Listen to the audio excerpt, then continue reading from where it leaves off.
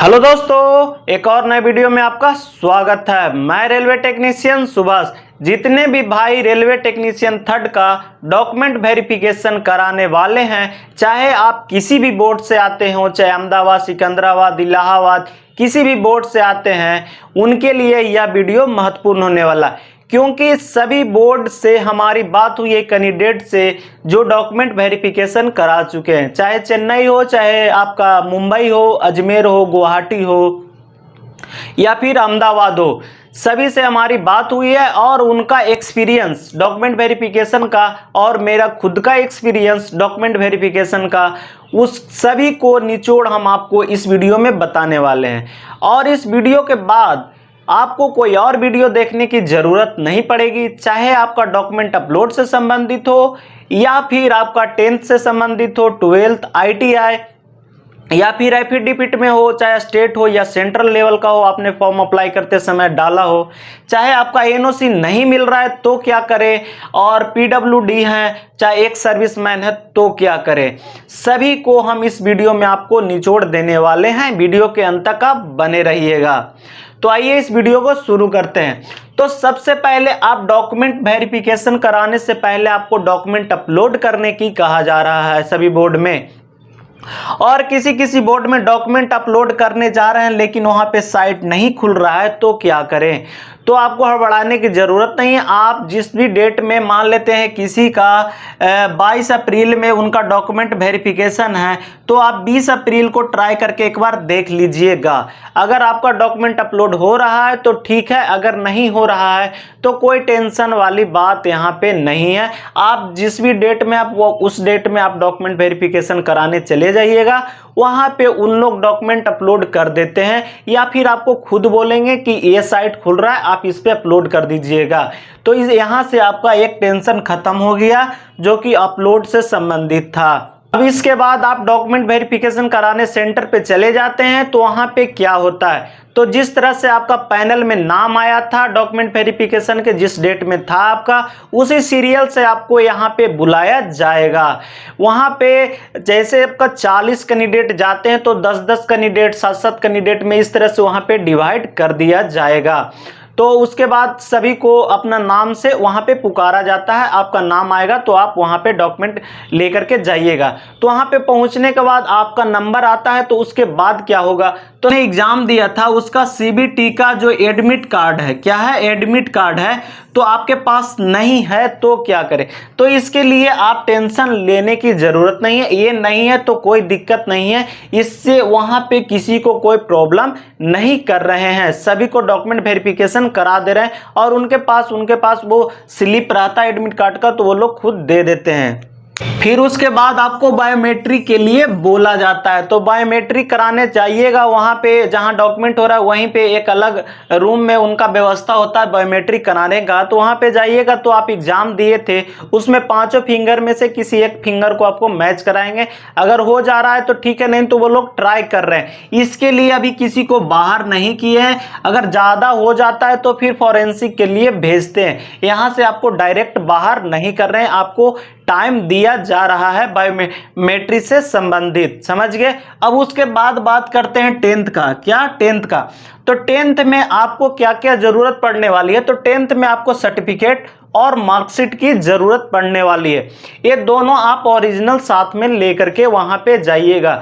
अगर किन्हीं का बता रहे हैं कि हमको दोनों एक ही में है, क्या है, एक ही में है मार्कशीट और सर्टिफिकेट, तो क्या करें। तो आप टेंशन लेने की जरूरत नहीं, आप में एक ही में है तो आप एक ही लेकर के जाइएगा वहां पे। और अपलोड करने की बात होती है तो अपलोड ये सिर्फ एक है आपके पास, तो इसी को कर दीजिएगा, समझ गए। अब बात कर लेते हैं ITI का। तो ITI सर्टिफिकेट और मार्कशीट की जरूरत पड़ेगी। क्या, सर्टिफिकेट और मार्कशीट की यहाँ पे जरूरत पड़ने वाली है। एक कैंडिडेट थे जिन्होंने मार्कशीट ले गया था और सर्टिफिकेट उन्होंने नहीं ले गया था, तो उनको एक डेट दे दिया गया है कि आप इस डेट में हमको ला करके यहाँ पे जमा कर दीजिएगा। उनको बाहर नहीं किया गया है, समझ गए। और यहाँ पे एक समस्या हो रही है कि यहाँ पे प्रिंटिंग डेट डाल दी है, तो हमें क्या करना होगा। तो चाहे सर्टिफिकेट हो चाहे मार्कशीट हो, उन्होंने रिजल्ट की जगह पे प्रिंट डेट डाला था, तो उसके लिए आप एक एफिडेविट बनवा लीजिएगा। क्या एफिडेविट बनवाइएगा, उससे आपका काम चल जाएगा। तो यहाँ पे एफिडेविट से इनका आरटीआई से संबंधित जितने भी दिक्कत हैं उनका काम हो जा रहा है, किन्हीं को बाहर नहीं कर रहे हैं। किसी किसी बोर्ड में तो बेगर एफिडेविट का ही काम चल जा रहा है। और उसके बाद बात करते हैं, अगर आपने 12th पे किया है तो 12th का सर्टिफिकेट और मार्कशीट साथ में लेकर के इनको भी जाना पड़ेगा, समझ गए। ऐसा नहीं कि मार्कशीट ले गए और सर्टिफिकेट भूल गए।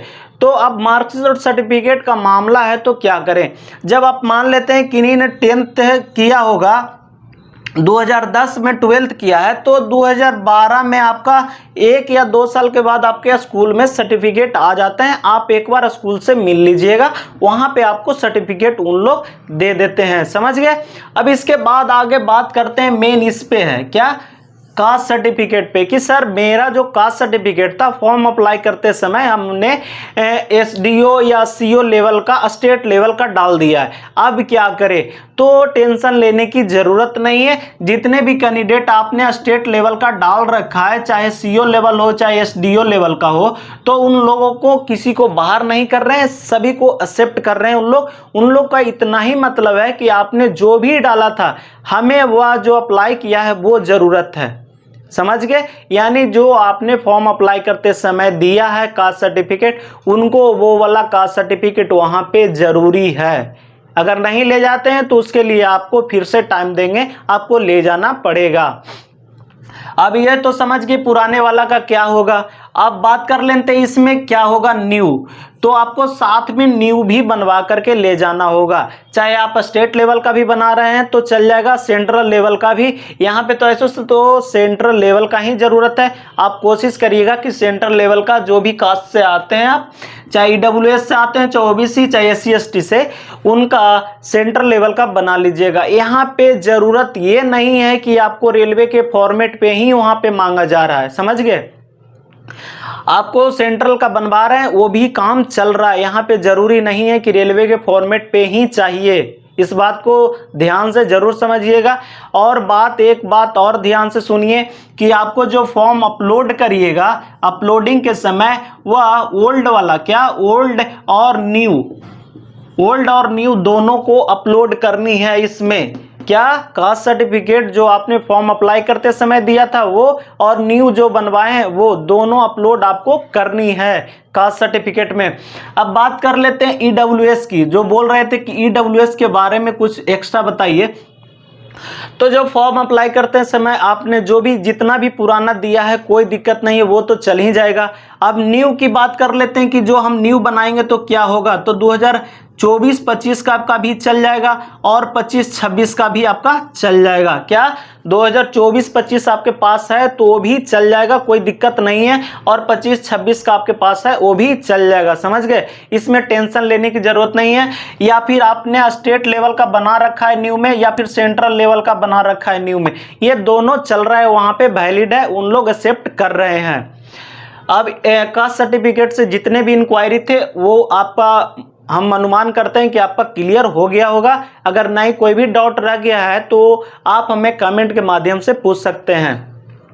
अब बात कर लेते हैं एफिडेविट के बारे में। तो एफिडेविट का बात यह है कि जितने भी आपके सारे डॉक्यूमेंट में गलती हुए हैं उनको सभी के लिए आपको सेपरेट अलग अलग आपको एफिडेविट की जरूरत पड़ती है। तो इसके लिए आप ज़्यादा महंगा नहीं, आप 50 या 100 रुपये का आप एफिडेविट बनवा सकते हैं, इससे ज़्यादा बनाने की ज़रूरत नहीं है। मान लेते हैं किसी का स्पेलिंग में गलत है, किसी का रोल नंबर में गलत है, किसी का डेट में गलत है, जितने भी प्रकार का आपका गलती है, चाहे जितने, अगर मान लेते हैं आपसे 4 गलती हुआ है तो चारों के लिए अलग अलग एफिडेविट की वहां पे जरूरत है। ऐसा है कि आपका चेन्नई हो चाहे कहीं और भी बोर्ड है जहां पे ये लोग एफिडेविट देख भी नहीं रहे हैं और वैलिड कर दे रहे हैं, उनका मतलब डॉक्यूमेंट वेरिफिकेशन क्लियर कर दे रहे हैं। लेकिन ऐसा आप ना मान के चलिए कि हम एफिडेविट ना लेकर के जाते हैं तो हमको भी वहां पे क्लियर हो जाएगा। तो आपको जितना गलती हुआ है सभी के लिए एफिडेविट बनवा लीजिएगा और साथ में आप अपलोड कर दीजिएगा, समझ गए। और एफिडेविट से संबंधित समझ गए होंगे। अब बात कर लेते हैं एनओसी के बारे में। जो अलग जामा कहीं दूसरे जामा वो सर्विस कर रहे हैं, चाहे रेलवे में हूँ चाहे कहीं और कर रहे हैं, और उन्होंने फॉर्म अप्लाई करते समय सर्विस का जिक्र कर दिया, वहाँ पे यस कर दिया है, तो उनको डॉक्यूमेंट वेरिफिकेशन में किसी बोर्ड में बगैर एनओसी को लिए बगैर उन्होंने डॉक्यूमेंट वेरिफिकेशन करवा करके मेडिकल के लिए भेज दिया है। तो किसी बोर्ड में उन्होंने डॉक्यूमेंट वेरिफिकेशन तो करा दिया, मेडिकल के लिए भेज दिया, लेकिन उनको एक डेट दिया गया है कि इस डेट में आकर के हमको एनओसी जमा करना होगा, समझ गए।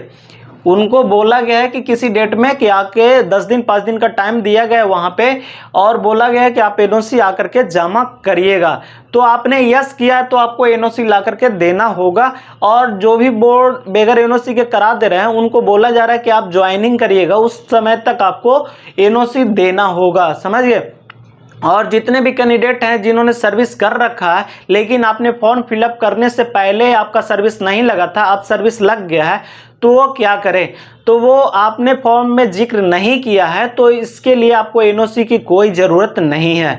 जितने भी भाई ध्यान से सुनिए, जिन्होंने सर्विस किया है लेकिन फॉर्म अप्लाई में यस नहीं किया है तो उनको एनओसी की ज़रूरत नहीं है। लेकिन हाँ, जब आप ज्वाइनिंग करने जाइएगा तो उस समय एनओसी आप लेकर के जाइएगा। इससे यह होगा कि आपने जहाँ पे सर्विस किया है वहाँ पे जितने भी पैसे आपके कटे एनपीएस में वो सारा के सारा शिफ्ट हो जाए इसमें टेक्नीशियन थर्ड में, ये आपका बेनिफिट होगा।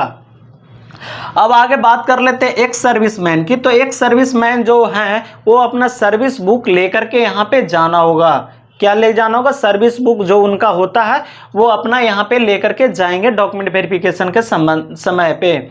और जो पीडब्ल्यूडी से कैंडिडेट हैं, क्या जो पीडब्ल्यूडी हैं, जो हैंडीकैप में आते हैं, वो अपना सर्टिफिकेट साथ में ज़रूर ले जाएं। जितने भी कैंडिडेट हैं पीडब्ल्यूडी से, वो कैंडिडेट अपना सर्टिफिकेट साथ में ले जाएं, उनको कोई दिक्कत नहीं हो रहा है।